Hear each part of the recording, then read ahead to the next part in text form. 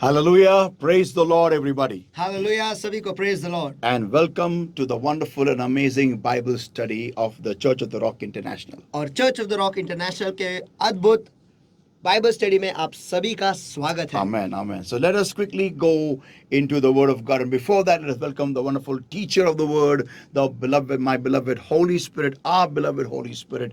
And let us allow Him to teach us the Word of God. और आइए जल्दी से आज के वचन में हम चले जाएंगे और वचन में जाने से पहले आइए हम वो प्यारे पवित्र आत्मा जो सबसे महान शिक्षक है उसका हम स्वागत करेंगे वो हमारा शिक्षक है वो हमें सिखाता है परमेश्वर के वचन के द्वारा Amen. Amen. Amen. Let's all pray, everybody. आइए हम सभी जन मिलकर दुआ करेंगे Thank you, Lord my God, for this time that you given to us, O Lord my God. धन्यवाद प्रभु मेरे परमेश्वर ये वक्त जो आपने हमें दिया है मेरे खुदा Yes, beloved Holy Spirit of God, thou welcome, Lord my God, thou art welcome in this place, thou art welcome in our lives, O Lord. और हाँ प्यारे पवित्र आत्मा मेरे परमेश्वर हम आपका इस जगह में स्वागत करते हैं खुदा हम आपका इस जगह में स्वागत करते हैं और हमारे जिंदगी में हम आपका स्वागत करते हैं And beloved Lord my God, you take charge right now, Lord my God, and lead us in this time is my prayer unto thee, O Lord my God. और प्यारे प्रभु मेरे परमेश्वर इस वक्त में आप नियंत्रण ले लो खुदा और इस वक्त में आप हमारी अगुवाई करो यही मैं आपसे दुआ करता हूँ We speak your grace upon our lives, upon we who speak,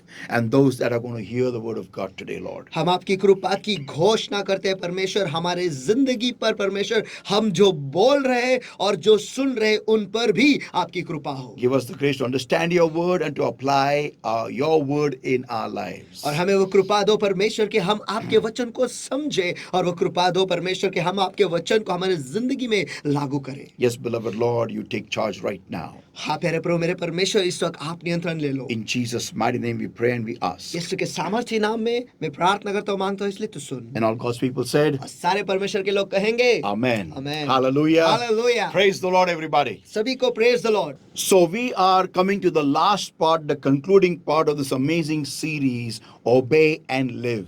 और हम इस श्रृंखला के आखिरी भाग में आ रहे हैं जो बहुत ही अद्भुत श्रृंखला है जिसका नाम है जिसका विषय है आज्ञा मानो और जियो Amen. Amen. And we saw obey and we saw the first part and that was obey and live. और जो हमने पहला भाग देखा वो ये है कि आज्ञा मानो और जियो Second one was obey and multiply. और दूसरा था आज्ञा मानो और बढ़ो The subtopic was the first and the second Adam. और उसका उपविषय था पहला और द्वितीय आदम Amen. And the last part today now is obey and inherit the land. और आज है आखिरी भाग और वो है आज्ञा मानो और आपकी जमीन विरासत में पाओ Amen. That means we are going to see today that how obedience relates us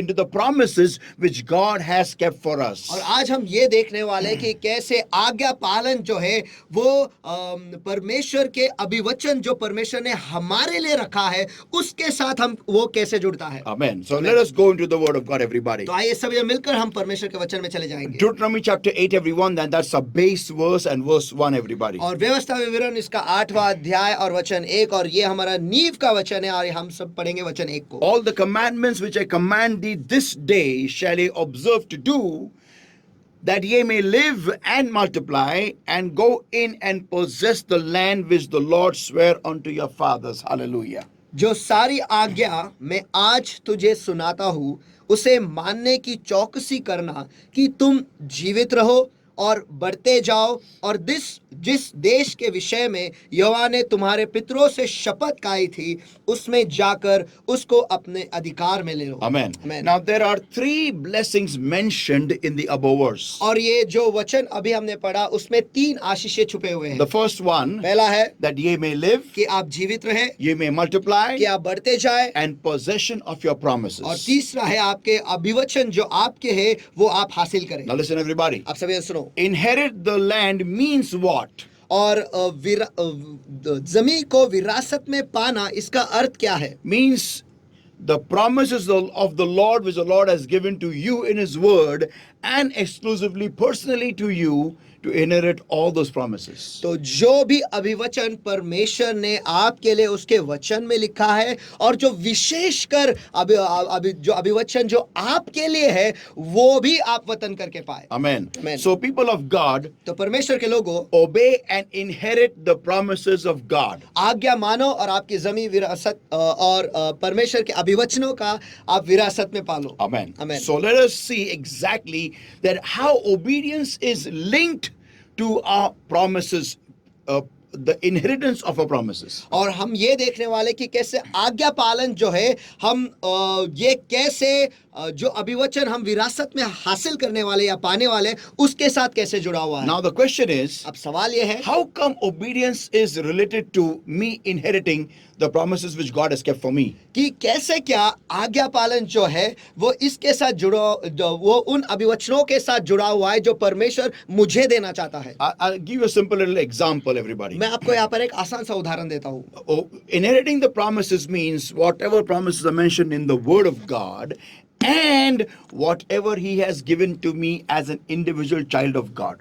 और परमेश्वर के अभिवचन को विरासत करके पाना या फिर हासिल करने का अर्थ यह है कि जो कुछ भी अभिवचन परमेश्वर ने उसके वचन में लिखा है वो हासिल करना और जो भी वैयक्तिक तौर से यानी मेरे लिए जो खुदा ने रखा है वो परमेश्वर का बच्चा होने के नाते में कैसे वो विरासत में पाऊं. Amen. Amen. So it means what? उसका अर्थ क्या है. For example, उदाहरण के तौर पर the promises of good health is a promise of God. और अच्छी सेहत ये परमेश्वर की ओर से एक अभिवचन है. The promise of prosperity is a promise of God. और बढ़ती जो है ये परमेश्वर की ओर से एक अभिवचन है. The promise of peace is the promise of God. और शांति का जो अभिवचन है ये भी परमेश्वर का अभिवचन है. The promise of unlimited joy is the promise of God. और असीम आनंद ये भी परमेश्वर की ओर से एक अभिवचन है. The promise of success and good success is the promise of God. सफलता और अच्छी सफलता ये भी परमेश्वर का अभिवचन है. Yeah, my youth getting renewed is a promise of God. मेरी जवानी जो है वो नया हो जाता है ये भी परमेश्वर की ओर से अभिवचन है. So all these are the promises of God mentioned in the Word. तो ये सारे अभिवचन जो है ये परमेश्वर की ओर से अभिवचन है जो परमेश्वर के वचन में लिखा है. And many more are there, for example, like security and the bright future to my kids and to my child and everything. और ऐसे बहुत सारे अभिवचन है जैसे मानो सुरक्षितता और मेरे बच्चों के जो भविष्य है वो उज्जवल ये सब कुछ है. Yeah, everything is mentioned in that. और ये सब कुछ उसमें लिखा हुआ है. But लेकिन along with that is also the blessings that which the promises which God has given to me as an individual, as a child of God, which He has told me personally that He's going to do in my life. और इन सारे चीजों को मिलाकर अलग एक अभिवचन है जो परमेश्वर ने मुझे बताया है कि मैं जो परमेश्वर का बच्चा हूं मेरे लिए वैयक्तिक तौर पर जो अभिवचन है वो भी है इसमें शामिल. Amen. Amen. But now the question is, लेकिन अब सवाल ये है how are these related to obedience? ये सब कुछ आज्ञा पालन से कैसे जुड़ा हुआ Here है. it comes to everybody. याद है आप सभी के लिए.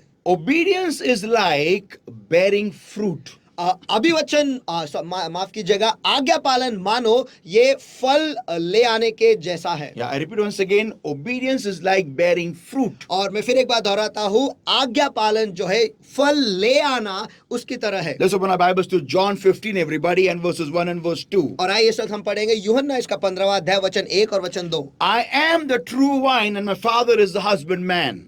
सच्ची दाखलता मैं हूँ और मेरा पिता किसान है. Every branch in me that beareth not fruit, He taketh away.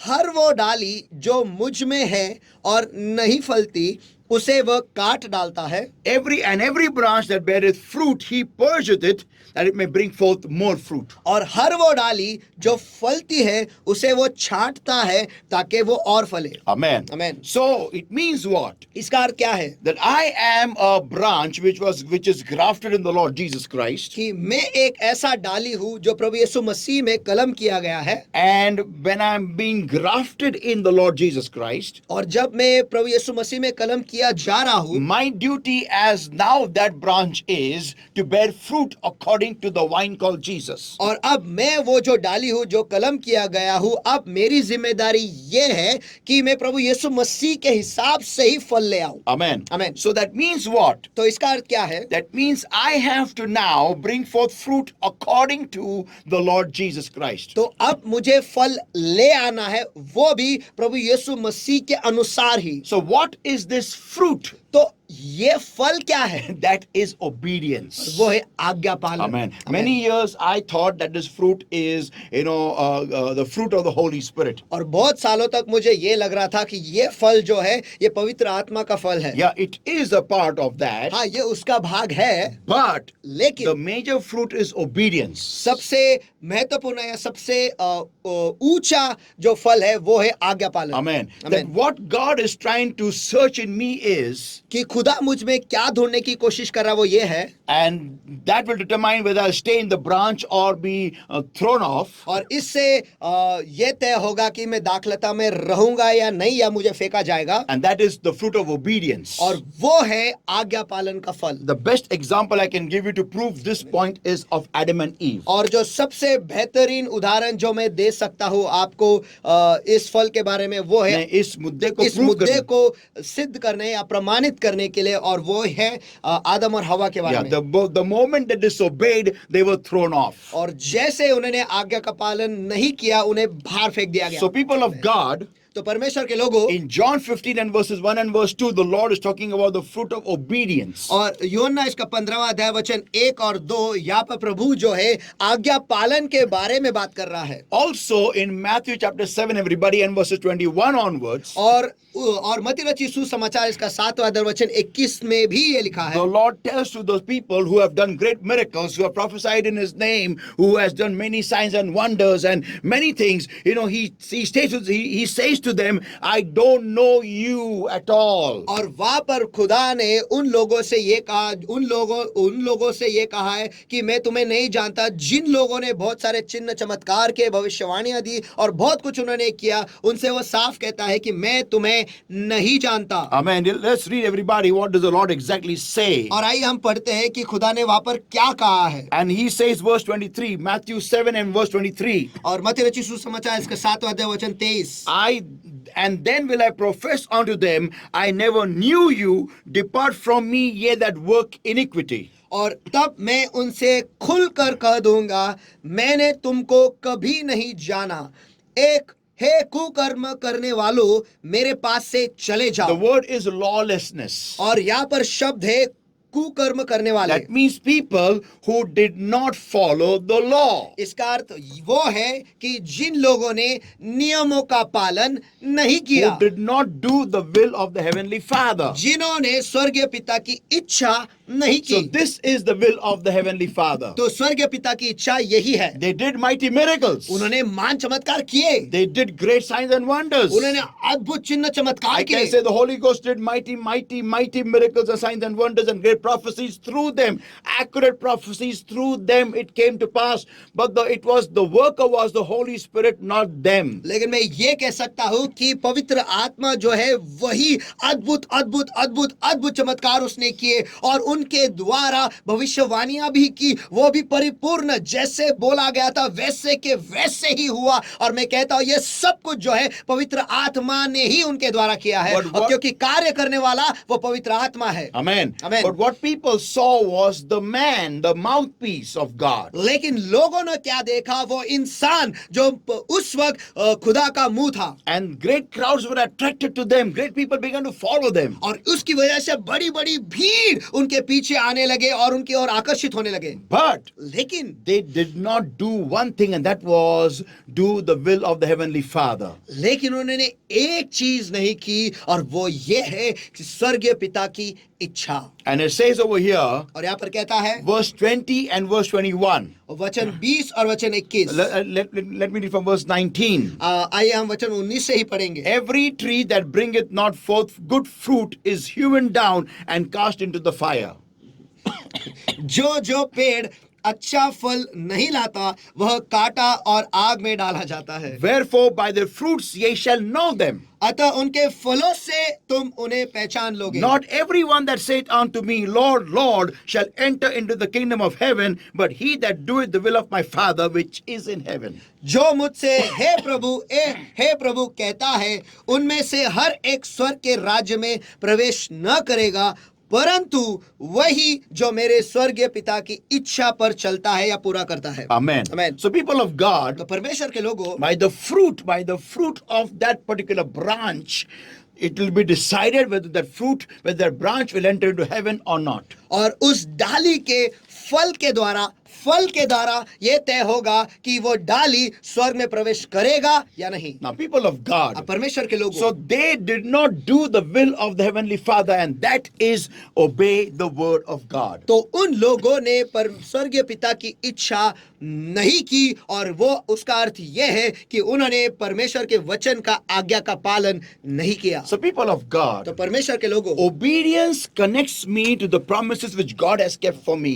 तो आज्ञा पालन जो है मुझे उन सारी चीजों से जोड़ देता है जो अभिवचन खुदा ने मेरे लिए रखा है। The problem with people is we want shortcuts today. और आज लोगों के साथ समस्या ये है कि उन्हें शॉर्टकट में सब कुछ चाहिए। Yeah, we want to live in the kingdom of the Lord Jesus Christ like the devil, like how we lived in Egypt. हाँ, हम प्रभु यीशु मसीह में जीना चाहते हैं, वो भी शैतान की तरह, जिस तरह हम मिस्र में जी रहे थे वैसे ही जीना चाहते हैं। Yeah, and we want to live in Jesus. We want to inherit the promises of the Lord. We want to inherit the blessings of God with the lifestyle of the Egyptians. हाँ, हम यीशु में जीना चाहते हैं और परमेश्वर की ओर से जो आशीष है, जो अभिवचन है, वो हम विरासत में पाना चाहते हैं, वो भी शैतान की तरह जीकर। Yeah, and like the Egyptians. और वो भी मिस्री लोगों की तरह जीकर। That means like people who are unbelievers around us. और इसका अर्थ ये है कि जो अविश्वासी हमारे आसपास है उनकी तरह। Yeah, we want to live their lifestyle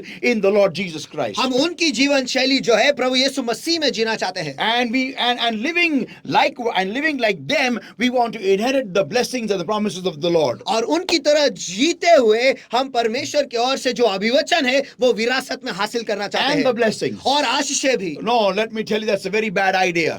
मुझे आपको बताने दो, ये बहुत ही बुरा आइडिया है। Because the God of Abraham and Isaac and Jacob does not change. क्योंकि इब्राहिम, इसहाक और याकूब का खुदा कभी बदलता नहीं। It आमीन। is you and I who have to change. He will never change. और ये आप और मुझे हमें बदलना है, वो कभी नहीं बदलने By वाला। आमीन। disobeying God and His word, I will not get anything good from heaven above. और परमेश्वर और उसके वचन का आज्ञा पालन न करते हुए स्वर्ग से मुझे कुछ भी अच्छा नहीं मिलेगा। Today, many preachers are just making people focus only on prosperity, giving, that's it. और आज बहुत सारे Giving and receiving. और आज बहुत सारे जो संदेश देने वाले हैं वो बस इस पर ही उनका ध्यान रहता है कि बढ़ती के बारे में। इसका अर्थ यह है कि देना और पाना, बस इस पर That he. means you give your tithes, you give your offering. I'm not saying don't give. You have to give. Give your donations, bring in all your money.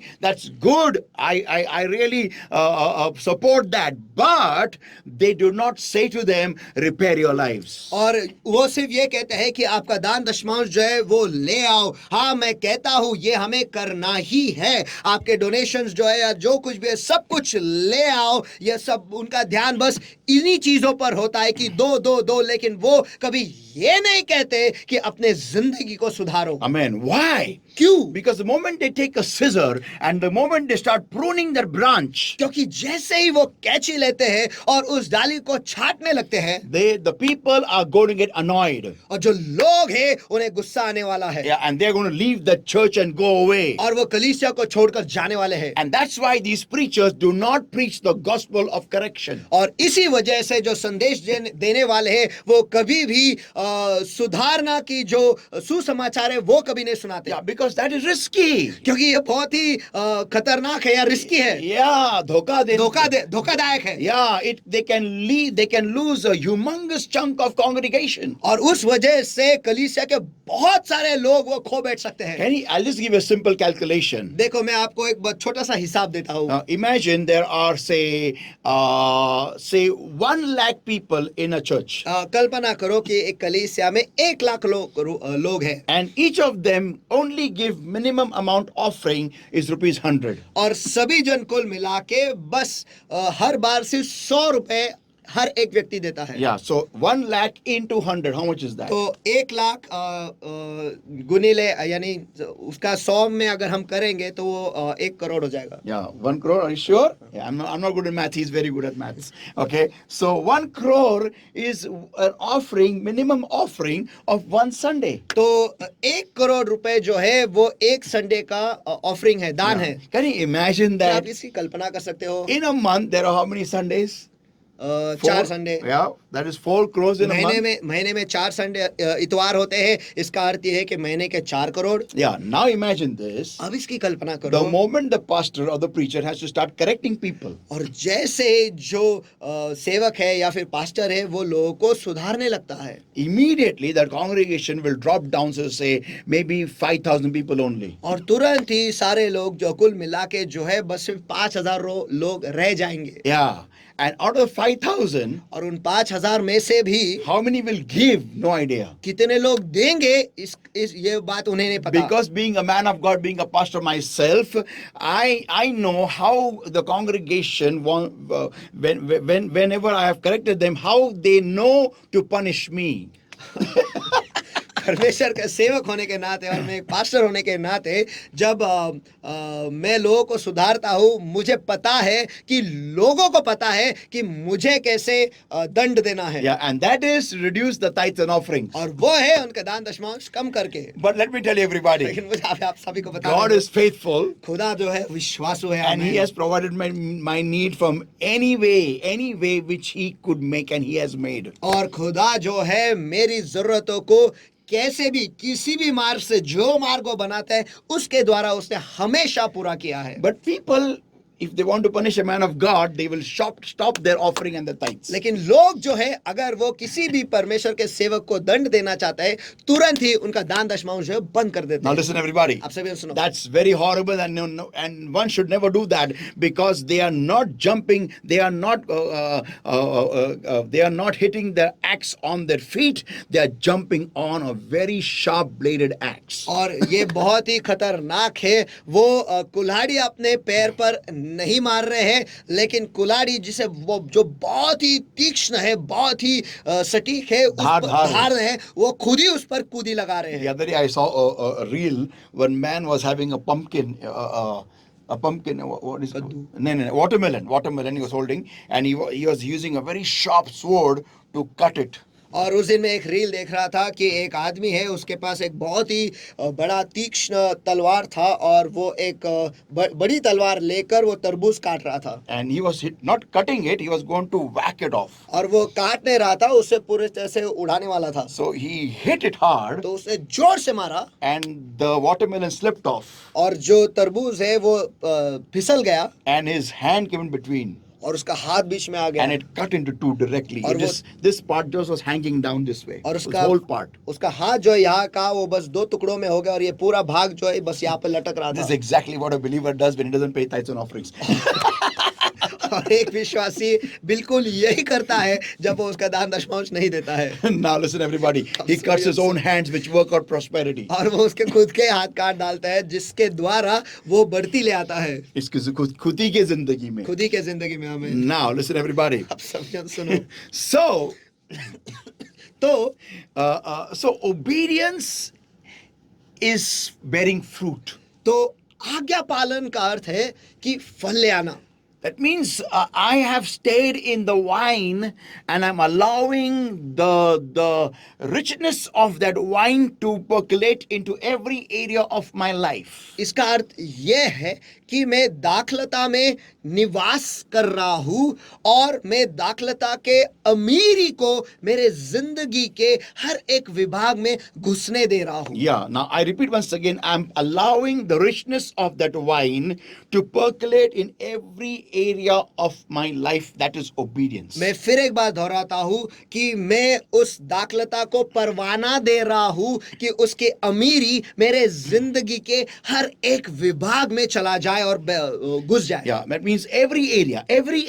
और मैं कह रहा हूँ सभी विभाग. Yeah, my personal life, and that is many areas are included there, and I'm allowing that richness of the word of God to go there and bring every area of my life in subjection to the will of the heavenly Father. और मेरे वैयक्तिक जिंदगी में बहुत सारे विभाग होते हैं और मैं परवाना दे रहा हूँ उस दाखलता को, जिसका अर्थ है परमेश्वर का जो वचन है इसे मेरे जिंदगी के हर एक विभाग में जाने दे रहा हूँ और उन विभागों को जो पिता की इच्छा है वो हर एक विभाग में जाने दे रहा हूँ और परमेश्वर के वचन के नीचे या फिर अधिकार के नीचे हर एक विभाग को ले आ रहा हूँ. Amen. Amen. And that is what exactly is obedience. और इसे कहते हैं आज्ञा का पालन Now करना. listen everybody. अब सभी जन सुनो. God loves obedience, not sacrifice. और खुदा को आज्ञा पालन पसंद है, बलि देना नहीं. Let's open the Bibles to 1 Samuel everybody, and verse 15 to verse 20, chapter 15 and verse 22. और आइए इस वक्त हम सभी अपने बाइबल खोलेंगे पहले शमूएल इसका 15वां अध्याय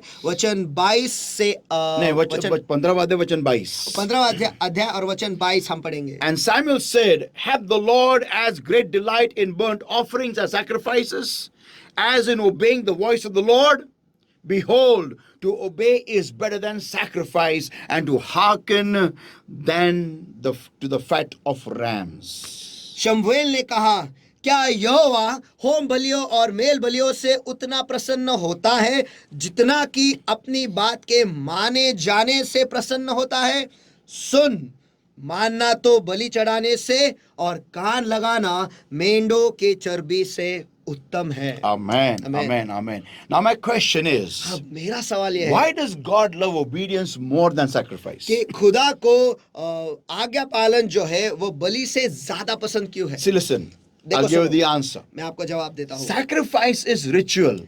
देखो, बलि चढ़ाना जो है ये रीति रिवाज है. Yeah, means for example, bring your tithes and offerings. It's there, it's mentioned. You will bring it. इसका अर्थ ये है कि आपका दान दशमांश जो है आप ले आओ, वो वहाँ पर है लिखा हुआ है, इसलिए आप ले आओगे. Let's offer praise and worship unto God because it is said we are doing it. और आइए हम सभी जन मिलकर परमेश्वर की स्तुति और आराधना करेंगे क्योंकि वो कहा गया है, इसलिए हम करेंगे. Amen. You must come to church on every Sunday, every meeting. That's we are coming. It's said that we are doing it. और आपको हर इतवार कलीसिया आना है और हर सभा में जाना है, ये लिखा हुआ है, इसलिए हम वैसा कर रहे हैं. But obedience is, लेकिन आज्ञा का पालन है, is again sacrifice, वो फिर एक बार बलि ही है, but willfully with love.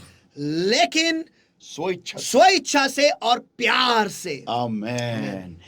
Obedience is sacrifice, yes, but willfully and with love. हाँ, आज्ञा पालन जो है ये बलि ही है, लेकिन स्वेच्छा के द्वारा और वो भी प्यार के That द्वारा. means by my own free will, I will not hurt God in this department. इसका अर्थ ये है कि मैं मेरे स्वेच्छा से खुदा को मेरे जिंदगी के इस विभाग में दुखी नहीं करूंगा. Amen. I will not hurt God in this section of my life. और मेरे जिंदगी के इस विभाग में मैं खुदा को खेदित नहीं करूंगा. And this section of my life. और मेरे जिंदगी के ये विभाग में भी. And this section of my life. और मेरे जिंदगी के ये विभाग में भी. This section I'm struggling. और इस विभाग में मैं झगड़ रहा हूँ. I feel very bad when I disobey God. और मुझे बहुत बुरा लगता है जब मैं परमेश्वर के आज्ञा का भंग करता हूँ. Lord, please strengthen me in this section. Lord, I'm weak, but I want to really change. खुदा, मैं इस विभाग में कमजोर हूँ. परमेश्वर कृपया कर मुझे ताकतवर बना है हो कि मैं बदलना चाहता हूँ। Tell me what I need to do, Lord, to overcome this section of my life. ए खुदा मुझे बता कि मुझे क्या करना है कि मेरे जिंदगी के इस विभाग पर मैं जय पाऊं। Oh, come, Lord, my God. Take away this flesh. Remove this flesh out of me, Lord, my God. Crucify this flesh, Lord, and change me, Lord, my God. And let your Holy Spirit take over in that area of my life, Lord. और ए खुदा तू आ जा परमेश्वर, और इस विभाग पर तू नियंत्रण ले ले परमेश्वर, और देह को उसमें से निकाल ले परमेश्वर, इस देह को उस क्रूस पे चढ़ा दे खुदा। और हे प्यारे पवित्र आत्मा, तू इस विभाग में आ जा और मुझे मदद कर कि मैं इस विभाग में ताकतवर हो जाऊं, सामर्थ्य हो so जाऊं, that I will never ever disobey you in this area. ताकि मैं इससे आगे इस विभाग के द्वारा आपका आज्ञा का पालन नहीं करूंगा, ऐसा ना हो। Yeah, so that is called as obedience. इसे कहते हैं आज्ञा का पालन। Willful sacrifice with love. और वो भी स्व इच्छा से बलि चढ़ाना, वो भी प्यार के द्वारा। Amen. Not because it is mentioned. वो लिखा है इस वजह से नहीं। So that's why God loves obedience. और इसी वजह से खुदा को आज्ञा पालन जो है वो पसंद है। Amen. Wherever there is love, there has to be obedience. और जहाँ कहीं पर भी प्यार है वहां पर आज्ञा पालन होना ही है। Amen. John 14, everybody, and verse 21 onwards. और यूहन्ना इसका 14 अध्याय वचन 21 से आगे। He that hath my commandments and keepeth them, he it is that loveth me. Simple. जिसके पास मेरी आज्ञा है और वह उसे मानता है, वही मुझसे प्रेम रखता है। उतना ही आसान है। Amen. Amen. Verse 23, everybody. वचन 23 सभी If a जन। man love me, he will keep my words. यदि कोई मुझसे प्रेम करता है तो वह मेरे शब्द को रखेगा। Amen. Amen. Verse 24. वचन 24, He that loveth me not, keepeth not my sayings. जो मुझसे प्रेम नहीं करता वह मेरी बातों को नहीं रखता। Simple as that. इतना ही आसान है। Love, obedience is equal to love. और आज्ञा पालन जो है ये प्यार के तुल्य है। Amen. Amen. God, whenever we disobey God, He reckons it as this, that I don't love Him. और जब कभी भी हम परमेश्वर का आज्ञा का पालन नहीं करते हैं, खुदा उसे ऐसा देखता है कि मानो हम उससे प्यार नहीं करते। Yeah, I may say I love Jesus, और मैं ऐसा कह सकता हूँ कि मैं यीशु से प्यार करता and I हूँ, am stuck up in adultery. और मैं व्याभिचार में अटका हुआ हूँ। I say I love Jesus. और मैं कहता हूँ कि मैं यीशु से प्यार करता I हूँ। am stuck up in fornication. और मैं जो संबंध खुदा को पसंद नहीं है उसमें अटका हुआ, या फिर जो संबंध सही नहीं है उसमें अटका हुआ हूँ। शारीरिक संबंध. शारीरिक संबंध जो सही नहीं है उसमें अटका हुआ I हूँ। say I love Jesus. और मैं कहता हूँ कि मैं यीशु से प्यार And करता I हूँ। am stuck up in smoking. और मैं धूम्रपान में अटका हुआ हूँ। I say I love Jesus. मैं कहता हूँ कि यीशु से प्यार करता And I'm हूँ। stuck up in alcoholism. और मैं दारू पीने में अटका हुआ हूँ। I say I love Jesus. मैं कहता हूँ मैं यीशु से प्यार करता हूँ। And I am stuck up in telling lies. और मैं झूठ बोलने में अटका पड़ा हूँ। I say I love Jesus. मैं कहता हूँ कि मैं यीशु से प्यार करता हूँ। And I'm stuck up in gambling. और मैं जुआ में अटका हुआ हूँ। I say I love Jesus. मैं कहता हूँ मैं यीशु से प्यार करता हूँ। And I am lazy to my bones. और मेरे हड्डियों तक मैं आलसी हूँ। You know, and I say I love और Jesus. मैं कहता हूँ कि मैं यीशु से प्यार करता हूँ। And I am a cheater and a fraudster. और मैं सभी को धोखा देता हूँ, फंसाता हूँ। Yeah, and I say I love Jesus. और मैं कहता हूँ मैं यीशु से प्यार करता And हूँ। I am a horrible gossiper. और मैं सभी के बारे में निंदा सभी जगह पर करता हूँ। Yeah, and I say I love Jesus. और मैं कहता हूँ मैं यीशु से प्यार करता हूँ। And I am a hate monger. और मैं सभी से द्वेष करता हूँ और And I- द्वेष फैलाता हूँ। Yeah, and I say I love Jesus. और मैं कहता हूँ मैं यीशु से प्यार करता हूँ। And I am a divider of brethren और and sisters. मैं भाइयों को और बहनों को मैं अलग करता हूँ। Yeah, let me tell everybody. हाँ, मुझे आप सभी को बताने दो। I may say I love Jesus. मैं शायद कह सकता हूँ कि मैं यीशु से प्यार करता I हूँ। may say मैं that. शायद कहूँगा। Yeah, मैं ये कह रहा हूँ. कह I'm सकता हूँ, saying कह रहा हूँ। that. I'm saying मैं that. कह रहा हूँ। But God doesn't feel looking at my life that I love Him. लेकिन मेरे जिंदगी को देखकर खुदा को ऐसा महसूस नहीं होता कि मैं उससे प्यार करता हूँ। Yeah, that is the problem. हाँ, यही तो समस्या है। It is not important what you say. It is important what God feels ये about you. ये महत्वपूर्ण नहीं है कि आप क्या कहते हो, लेकिन ये महत्वपूर्ण है कि खुदा आपके बारे में क्या महसूस करता है। हाँ, खुदा को क्या महसूस होता है आपके और मेरे जिंदगी को देखने के बाद। आमीन। ये फाइनल होने वाला है उस दिन पर, क्या हमें स्वर्ग में लेगा या नहीं लेगा, इस बात के ऊपर सब कुछ तय होने वाला है. Everything is going to be done on that day, on this one base, that what God feels about our lives. और उस दिन सब कुछ इस बात पर निर्धारित है कि खुदा हमारे जिंदगी के बारे में क्या महसूस करता है. Amen. Let's open our Bibles to Matthew 10, everybody, और इस वक्त हम सभी अपने बाइबल खोलेंगे मत्ती रचित सुसमाचार इसका 10वां अध्याय and verse 37 to verse 38. और वचन 37 और 38. He that loveth father or mother more than me is not worthy of me. He that loveth son or daughter more than me is not worthy of me. जो माता या पिता को मुझसे अधिक प्रिय जानता है वो मेरे योग्य नहीं, और जो बेटा या बेटी को मुझसे अधिक प्रिय जानता है या प्यार करता है वह मेरे योग्य नहीं. And he that taketh not his cross and followeth after me is not worthy of me. और जो अपना क्रूस लेकर मेरे पीछे न चले वो मेरे योग्य नहीं. People of God, परमेश्वर के लोगों, obedience is picking up the cross. और आज्ञा पालन ही क्रूस को उठाकर चलना है. That means saying no to whatever I love which is not right in the sight of God. इसका अर्थ यह है कि जो कुछ भी मुझे पसंद है और जो खुदा के नजरों में सही नहीं है उन सारी चीजों को मैं ना कहता हूँ. I'll give you a simple example. मैं आपको एक आसान उदाहरण देता हूँ. The Bible states that you should not eat pork. और बाइबल कहता है कि आपको सुअर की मांस जो है वो नहीं खाना है. Yeah, now many people still eat pork. लेकिन फिर भी बहुत सारे लोग जो है सुअर की मांस खाते हैं. But let me tell you everybody, लेकिन मुझे आप सभी को बताने दो, the meat of a pig, the very meat of a pig has got lot of parasites in it. और सुअर की जो मांस है उसके अंदर वो बस मांस में ही बहुत सारे कीटाणु हैं. Yeah, horrible parasites. और वो भी खतरनाक कीटाणु. And which grow bigger and become more intense when they enter into our system of the body. और जब ये कीटाणु हमारे शरीर के प्रणाली में घुस जाते हैं वो और भी बड़े और विशाल बन जाते हैं. Now God has said thou shalt not eat it. अब खुदा ने कहा है तुम्हें वो नहीं खाना है. So the problem is, तो समस्या ये है, when people eat it, they end up into horrible diseases. जब लोग वो खाते हैं तो वो बहुत ही बुरी तरह से बीमार गिर जाते हैं या फिर उन्हें बीमारियां हो जाती Now है. listen everybody. अब सभी सुनो, That's a command in the Old Testament. देखो ये एक आज्ञा है पुराने नियम में. So what people say is, तो लोग क्या कहते हैं वो ये है, that's the Old Testament, why to follow that? वो तो पुराना नियम है उसका आज्ञा का पालन क्यों करे. Yeah, so they do whatever they feel is right. और जो उन्हें सही लगता है वो करते And हैं. then they will use the vision which Peter had seen to go to Cornelius' house, and they will eat the pig. और फिर वो जो दृष्टांत को पतरस ने देखा था करनेले के घर में जाने से पहले उसका इस्तेमाल करेंगे और सुअर के मांस को खाएंगे. Now listen everybody. आप सभी सुनो, So the problem arises is तो समस्या जो आती है वो ये है, that when they start falling sick and horribly sick, और जब वो बीमार गिरने लगते हैं और बुरी तरह से बीमार गिरने लगते हैं, and then they come to know the cause is the pig meat. और फिर जब उन्हें ये पता चलता है ये बीमारी जो है वो सुअर के मांस की वजह से हुआ है, So was God wrong in the first place तो फिर क्या खुदा पहले जगह में गलत था when he already told us not to eat that जब meat? उन्होंने पहले से बता रखा है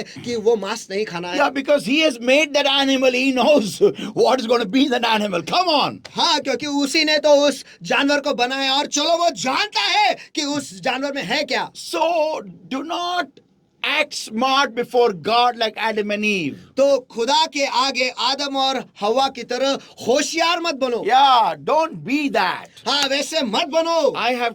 Trust me, I have done it and I have failed. और मुझ पर भरोसा रखो कि मैंने वैसे किया है और मैं असफल रहा हूँ. Yeah, I have experienced a lot of loss and a lot of delay in inheriting the promises which God has kept for me by disobedience. और आज्ञा पालन न करने की वजह से मेरे जिंदगी में मैं बहुत नुकसान से गुजरा हूँ, और जो अभिवचन खुदा ने मेरे लिए रखा है जो मुझे विरासत में पाना है उसे देरी से मुझे मिलना हुआ है. मुझे देर लगी है उसे हासिल करने में या पाने में. Just like the nation of Israel. ओ इज़राइल राष्ट्र की तरह ही. Let's open our Bibles to Deuteronomy chapter 1 everybody, and verse 34 and 35. और आइए इस वक्त हम अपने बाइबल खोलेंगे व्यवस्था विवरण इसका पहला अध्याय वचन 34 और 35. And the Lord heard the voice of your words and was wroth and sware saying. परंतु तुम्हारी वे बातें सुनकर यहोवा का कोप भड़क उठा और उसने यह शपथ खाई, Surely there shall not one of these men of this evil generation see that good land which I swear to give unto your fathers. निश्चय निश्चय इस बुरी पीढ़ी के मनुष्य में से एक भी उस अच्छे देश को देखने न पाएगा जिसे मैंने उनके पितरों को देने की शपथ खाई थी। Yeah, whenever you disobey God, जब कभी भी आप परमेश्वर का आज्ञा का पालन नहीं करते हो, God will reckon you as an evil generation. और परमेश्वर जो है वो आपको एक दुष्ट पीढ़ी करके देखेगा, And you will never inherit the blessings and the promises of God which God has kept for you. और जो अभिवचन और आशीष खुदा ने आपके लिए रखा है वो आप कभी भी विरासत में नहीं पाओगे। So people of God, today I want to encourage you तो परमेश्वर के लोगों, आज मैं आपको उत्तेजना देना चाहता that हूँ please align your lives with the word of God. कि कृपया कृपया कृपया आपके जिंदगी को परमेश्वर के वचन के कतार में ले आओ, Because then after continual disobedience and continual compromise with the word of God, क्योंकि जब आप अवज्ञा करते रहते हो और परमेश्वर के करते रहोगे और परमेश्वर के वचन के साथ समझौता करते रहोगे, let me tell you, मुझे आपको बताने दो, one day you will end up into a lot of frustration. और एक दिन आप बहुत बुरी तरह से परेशान हो जाओगे, रूठ जाओगे, And then you will say और फिर आप कहोगे such statements. I say first in English और ऐसे वाक्य आप कहोगे, सबसे पहले मैं अंग्रेजी में कहूंगा that being in God, what was the use? कि खुदा में रहते हुए क्या फायदा। देवा राउंड काय उपयोग है? This statements will come, such words will come out of your mouth one day. और ऐसे वाक्य और ऐसे अल्फाज एक दिन आपके मुंह से बाहर निकलेंगे। But you will not have that humility to say to the Lord, I am wrong, Lord, not you. लेकिन उस वक्त आप में वो नम्रता नहीं होगी कि आप खुदा से ये कहें कि हे खुदा मैं गलत हूँ, आप नहीं। Yeah, you were not wrong, Lord. I disobeyed your word. हे खुदा आप कभी भी गलत नहीं थे, लेकिन मैंने आपके वचन का अवज्ञा किया है। People of God, परमेश्वर के लोगों, you know, very few people are such people who accept their fault before God and say, I am wrong. बहुत कम लोग हैं जो परमेश्वर के सामने जाते हैं और उसके वचन को स्वीकारते और कहते हैं खुदा से कि हे खुदा मैं गलत हूँ। Yeah, I have sinned against you, O Lord my God. I am the one who's wrong. ए खुदा मैंने तेरे विरुद्ध में पाप किया है और मैं ही हूँ वो जो गलत हूँ। And because of my sins, these days have come into my life. और मेरी पापों की वजह से ही ये दिन मेरे जिंदगी में आए हैं। Yeah, very few people will confess that. हाँ, बहुत कम लोग हैं जो ऐसी कबूली देंगे। Yeah, why? हाँ, क्यों? Just because, you know, people have got a lot of pride in them. बस इस वजह से लोगों के अंदर बहुत गर्व है। Yeah, a lot of pride. हाँ, बहुत गर्व That they don't want to accept their mistake. कि वो उनके गलतियों को स्वीकारना ही नहीं They will चाहते। live like a devil and they want God to bless them. वो शैतान की तरह जिएंगे और वो चाहते हैं कि खुदा उन्हें आशीषित करे। Oh, people of God, ओ परमेश्वर के लोगों, it's high time we wake up today. बहुत समय हो चुका है, अब वक्त आ गया है कि हम उठ जाए। Remember, याद रखो, obedience will make you live, और आज्ञा पालन जो है वो आपको जीवित रखेगा, will make you multiply, वो आपको बढ़ाएगा, and it will make you inherit the promises which God has kept for you. और जो सारे अभिवचन परमेश्वर ने आपके लिए रखा है वो आप विरासत में हासिल कर I पाओगे। am telling you the fact, unlimited blessings. मैं आपको सच्चाई बता रहा हूँ, असीम आशीषें, Yeah, and such riches that you can't even imagine. और ऐसी अमीरी जिसकी आप कल्पना भी नहीं कर सकते। Amen. Just Amen. try it and see. बस कोशिश करके देख लो। Amen. Ask the Lord to help you. और खुदा से मांगो कि वो आपको मदद Tell करे। the Holy Spirit to help you. पवित्र आत्मा से को आपको मदद करने And के He लिए, will. और वो जरूर करेगा। Let's all pray, everybody. हम सभी मिलकर दुआ करेंगे। Thank you, Lord, my God, for your word that came to us alive, Lord. धन्यवाद प्रभु मेरे परमेश्वर, आपका वचन जो हम तक जिंदा आया है। Blessed Lord, I hand over this word and your people, Lord, my God, in whose heart this word has been sown, Lord, in the mighty holy hands right now in Jesus' mighty name. आशीष खुदा मेरे परमेश्वर, मैं आपके लोगों को परमेश्वर इस वचन को को परमेश्वर, और उन सारे लोगों को परमेश्वर जिनके दिल में आज ये वचन का बीज गया है परमेश्वर, उन सभी को आपके सामर्थ्य हाथों में सौंप देता हूँ प्रभु यीशु मसीह के सामर्थ्य नाम And में। every power of darkness holding upon these lives, O Lord my God, I bind and destroy the concept with the power of the Holy Ghost in the name of the Lord Jesus Christ of Nazareth right now, Lord my God, that's trying to come and steal this word, O Lord my God, I bind and destroy the concept with the power of the Holy Ghost in Jesus' mighty name right now. Get out, come out in Jesus' mighty name now. और हर अंधकार की ताकत परमेश्वर जो आपके लोगों को पकड़े जकड़े परमेश्वर, और हर अंधकार की ताकत जो आकर आपके लोगों से इस वचन के बीज को चुरा लेने की कोशिश करे परमेश्वर, इस समय उनके यार या तो उन्हें बांध देता हूं, नष्ट कर देता हूं प्रभु यीशु मसीह के सामर्थ्य नाम में, और इन्हें आज्ञा करता हूं चले जाओ, निकल जाओ, छोड़ दो अभी यीशु के सामर्थ्य नाम में। Lord my God, I set your people free now in Jesus' mighty name. प्यारे प्रभु मेरे परमेश्वर, इस वक्त मैं आपके लोगों को आजाद घोषित करता हूं यीशु के सामर्थ्य नाम And में। beloved Holy Spirit of God, you take charge, Lord my God, and I pray help us all to bring forth fruit 100-fold according to today's word. प्यारे पवित्र आत्मा मेरे परमेश्वर, आप आपके लोगों को मदद करो परमेश्वर कि वो इस वचन को ग्रहण करे परमेश्वर, और इस वचन के अनुसार हम 100% फल ले आए। In Jesus' mighty name we pray and we ask. यीशु के सामर्थ्य नाम में हम प्रार्थना करते हैं, मांगते हैं, इसलिए तू And all God's people said, आज सारे परमेश्वर के लोग कहेंगे Amen. Amen. Hallelujah. Hallelujah. So believe and I trust this word has come to you alive, and please ask the Holy Ghost to help you to obey the word of God. और मुझे विश्वास है और भरोसा है कि आज का वचन जो है आप तक जिंदा आया है, और कृपया कर पवित्र आत्मा से मांगो कि वो आपको मदद करे और परमेश्वर के वचन का आज्ञा पालन करने में भी मदद करे। And if you receive, and whenever you receive any promises of God from the word of God, when you see those things coming to pass, the blessings of the Lord in your life, please do write to us to testify, and please we'll be very happy to give your testimony from this particular podium. और आज्ञा पालन करने के बाद जब कभी आप परमेश्वर की ओर से उसके अभिवचन को हासिल करते हो और करते रहते हो, तो उस कृपया कर हमें बताओ और आपकी गवाही जो है हमें बताओ, और इस मंच से आपकी गवाही बताने में हमें बहुत खुशी होगी कि किस तरीके से परमेश्वर के अभिवचनों को आज्ञा पालन की वजह से आपने हासिल किया है। Amen. Amen. You can write to us on the email which is right now shown below. और जो ईमेल एड्रेस नीचे दिया गया है उस पर आप लिख सकते हो। Amen. You can also contact us on the numbers which are right now reflecting on your screen. और जो नंबर इस वक्त आपके स्क्रीन पे आपको दिख रहे हैं उस पर भी आप उसके द्वारा आप हमसे संपर्क